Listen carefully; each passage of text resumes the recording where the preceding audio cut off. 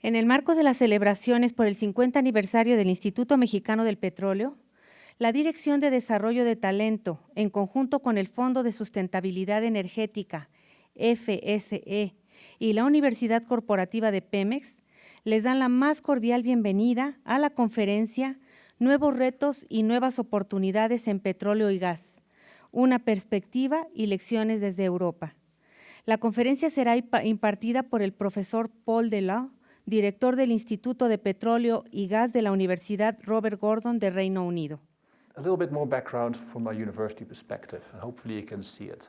2015 has been a hugely important year for the Mexico-UK relationships. It was a year where we promote growth between the two countries in the area of business, science and culture. Now, I'm conscious that a lot of people might not know what Aberdeen is, so I want to give you a little bit of background before I'll talk a little bit more about the opportunities I see in front of us. So Aberdeen has an absolute track record as one of the world's leading energy hubs, together with Houston, Calgary and potentially Perth, Australia. Over the last so many years, we have developed a huge amount of skills and capabilities to support the most complex oil and gas challenges, be it new platforms, be it new designs, be it extraction from existing fields. You mentioned it, it's been done from the North Sea. And we also established a world-class supply chain. So not only do we look at the operator community, the companies we all know and well, like BP and Shell, but there's also a huge capability being built up in the supply chain. And people might not realize it, but roughly over 50% of all the subsea activity in the world is either engineered or supported out of Aberdeen. And the UK is supporting these skills all across the world. So it is very likely you'll hear a British, Scottish or English accent anywhere in the oil patch around the world. So I'm sure you're familiar with your industry here and the contribution it makes to the economy. But probably it might be worse to put it in a slightly wider context. So there is no doubt in my mind that Mexico is already in the Premier League of top producers. It's a top 10 player producing just over 3.3% of the world's oil production. And based on projections from the US Energy Information Administration in their 2014 outlook, the production is expected to increase to well over 3.5 million barrels by 2035, making this country a firm member of a very select group of countries producing more than 3 million barrels a day.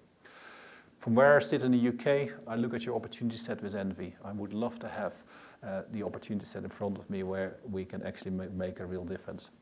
But it is worth noting that Mexico will be competing with other countries for investments, and it will compete with other hydrocarbon basins. I just want to make sure I show this. So I have to say, from my perspective, I've been absolutely truly impressed by the determination and drive to implement the market reforms here in Mexico, but fully recognize that more work is to be done in months and years to come.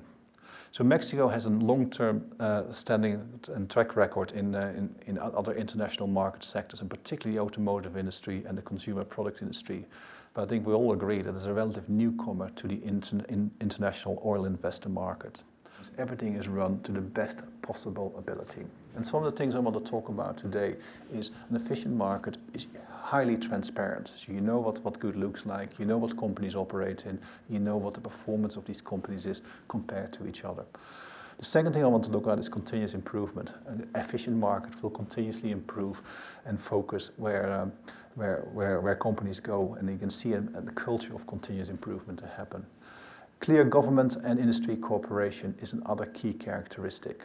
It is great that the government sets the policy and the regulations and for companies to follow it. But actually that combination of what's the right policy, what's the right way of following it, is going to be hugely important to do.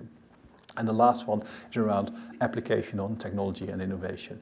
And again, really maximize economic recovery.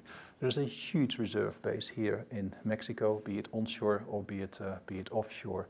And again, it will be in the interest of everybody, be it the government, be it the industry, the supply chain, or all support industries, that actually the last drop of oil and the last molecule of gas is recovered in an economic and valuable way. Shifting gear a little bit around government and industry collaboration. I know a number of members of government are in the room here, and it is one of the key strengths of the oil and gas industry has been the continued dialogue between the UK government and the oil and gas industry. Similar to Mexico, it is a hugely important industry in the UK. It's employing us. Roughly 1 out of 80 jobs in the UK are supporting the oil and gas industry. So it is absolutely in everybody's interest that government at the highest level meet with industry to understand what the issues and opportunities are.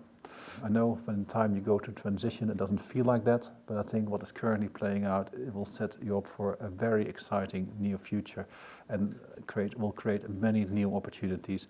I think the experience we have in the UK, where appropriate, can be very relevant to accelerate developments here.